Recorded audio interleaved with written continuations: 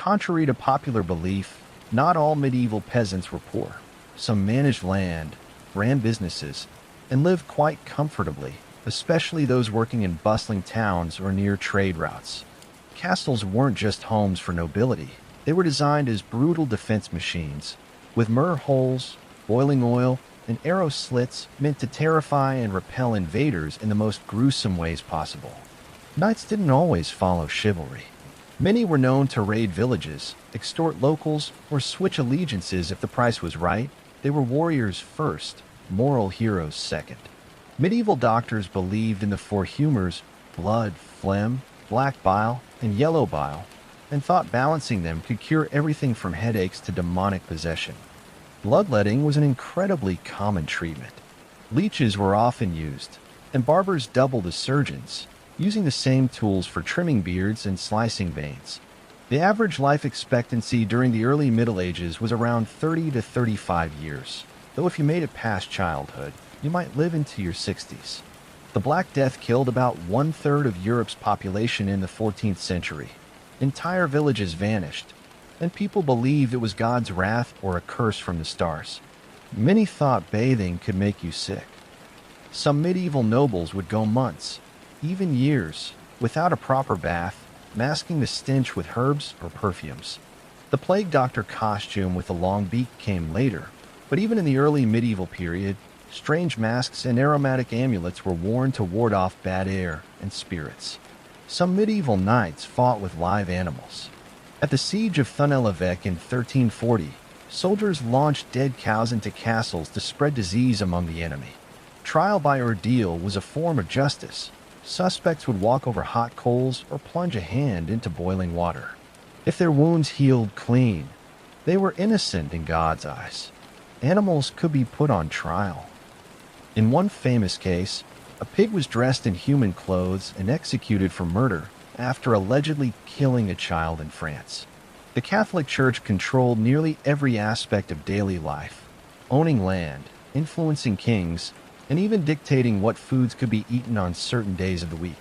Witches were believed to fly using animal fat and hallucinogenic herbs rubbed on broomsticks, not to ride them, but to absorb the magic through their skin. The term dunce comes from the followers of John Duns Scotus, once respected scholars, later ridiculed for resisting Renaissance thinking. Medieval manuscripts were so valuable that monks chained them to desks to prevent theft. Each book could take years to copy by hand and cost more than a small house. Some castles had false doors and dead-end staircases to confuse intruders. Many were booby-trapped to trap and kill any would-be assassins. During the Crusades, some knights believed killing non-Christians guaranteed them a spot in heaven, even if they slaughtered innocent people along the way. Troubadours, medieval musicians, often spread gossip and rumors disguised as songs, influencing politics while entertaining nobles in great halls. Groom of the Stool was an actual job title, a trusted servant who assisted the king during toilet time, helping with both privacy and hygiene. Medieval women could inherit land and run businesses, especially if widowed, but most legal systems still placed them under the authority of their father or husband. The word villain comes from villain, a term for low-born peasants who were often viewed as crude, untrustworthy, or violent by the upper classes. Despite stereotypes, not all medieval people believed the earth was flat. Educated scholars had long known it was round, based on ancient Greek and Roman texts. Some knights took vows of silence or even poverty, especially those in religious orders like the Templars or Hospitallers, who served both sword and scripture. Medieval weddings often took place without a priest. All that was needed was a verbal agreement in front of witnesses, though the church later cracked down on that. Music was a vital part of life. Even battlefield drums and horns were used not just for morale, but to coordinate troop movements in chaotic melee combat. The medieval longbow could pierce armor from over 200 yards away. English archers were so feared that captured ones often had their fingers cut off to prevent future use. Rats weren't actually to blame for the Black Death. Recent studies show fleas on infected humans were a bigger carrier, though medieval people had no idea what caused it. Cathedrals took centuries to build. Notre Dame in Paris took almost 200 years. and workers who laid the foundation would never see the final result. Some medieval people believed in werewolves, men who turned into beasts under moonlight. In several trials, suspects confessed under torture to transforming and devouring children. Books were often written on parchment made from calf or sheep skin. A single Bible could require over 200 animals to produce. Literacy was rare. In some areas, less than 5% of people could read, making town criers and stained glass windows vital for spreading news and religious teachings. The medieval concept of time was flexible. Most people didn't own clocks, and the day was measured by church bells, sunlight, and task completion, not hours. Coins were cut or shaved to cheat the system, so kings introduced special marks to prevent fraud, early versions of anti-counterfeit tech. Some knights fought in massive steel suits weighing over 60 pounds, which made swimming impossible. Many drowned during water-based battles or sieges. During famines, some desperate people ate tree bark, clay, or even corpses. Reports of cannibalism increased dramatically during the Great Famine of 1315 to 1317. Castles often included chapels, dungeons, kitchens, and even rudimentary toilets, called garderobes, that dumped waste straight down the castle wall or into pits. Bibles were chained in churches not just because they were rare, but because the church feared people might misinterpret the scriptures without clergy supervision. Some medieval nobles kept trained bears or lions as status symbols, a way to show wealth, power, and utter disregard for personal safety. Execution methods were cruel and theatrical, including boiling, flaying, or being pressed with stones. Public executions were often seen as community entertainment. Crusaders often carried relics of saints into battle, believing they offered divine protection against arrows, swords, and disease. Many believed that sneezing expelled evil spirits, which is why "bless you" became a common reflex, long before germs were understood. Jesters were more than entertainers. They were often the only ones allowed to mock the king, using comedy to speak uncomfortable truths without losing their heads. Medieval people feared comets, seeing them as omens of war, plague, or death. A bright comet in 1066 was seen as divine warning just before the Norman invasion of England. Trial by combat was legally accepted. Two people could fight to prove innocence. God was believed to intervene and ensure the righteous party won, even if they were weaker. Women accused of witchcraft were often tortured until they confessed, then executed by fire or hanging. Confessions sometimes included flying on sticks, communing with the devil, or controlling storms. Some European towns installed shame masks, iron cages worn as public punishment for gossiping, lying, or insulting officials. Some had animal shapes or long metal tongues. Monasteries brewed beer as a safe drinking option. Water was often contaminated, but boiling during brewing killed bacteria. Some monks drank up to 5 liters of beer per day. The heretic's fork was a metal device forced between the chin and chest or chest and neck, preventing sleep or movement, used during the Inquisition to break the will. People wore plague charms made of gemstones, bones, or religious texts. Some believed wearing dried toads or crushed emerald powder could prevent sickness or demonic invasion. Dogs, cats, and birds were sometimes blamed for spreading plague. Entire cities would order mass cults, which ironically made rodent infestations worse. Medieval siege weapons included giant slingshots, trebuchets, capable of hurling rotting animal carcasses, diseased corpses, or flaming tar bombs over castle walls. Bells were rung constantly during plagues to cleanse the air. People also burned aromatic herbs in the streets, hoping to drive out the invisible poison.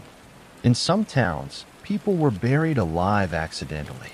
It became common to bury the dead with a string tied to a bell above ground, the origin of the phrase, "saved by the bell." Executioners were both feared and respected. They lived outside city walls and often wore hoods, not just to hide identity, but to avoid curses or retaliation from victims' families. Some rulers believed touching the sick could heal them. English monarchs practiced the king's touch on scrofula victims, a disease known as the king's evil. Pilgrims wore badges shaped like scallop shells or saint symbols, showing their religious journeys. Some were even faked and sold for profit in medieval tourist traps. During famines, bread was sometimes made with acorns, straw, or ground bones. Eating such mixtures led to hallucinations, organ failure, or death, but hunger overruled fear. Viking raiders were so feared that churches in England added prayers like, "From the fury of the Northmen, O Lord, deliver us," during Mass. Some medieval towns had leper windows, tiny slits in church walls where lepers could hear Mass without entering or risking contact with others.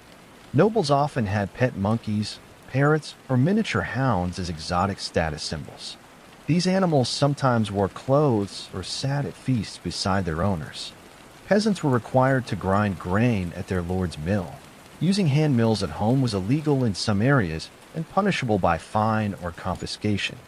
The medieval punishment of the ducking stool involved strapping a woman accused of gossip or witchcraft to a chair and repeatedly dunking her in a river or lake.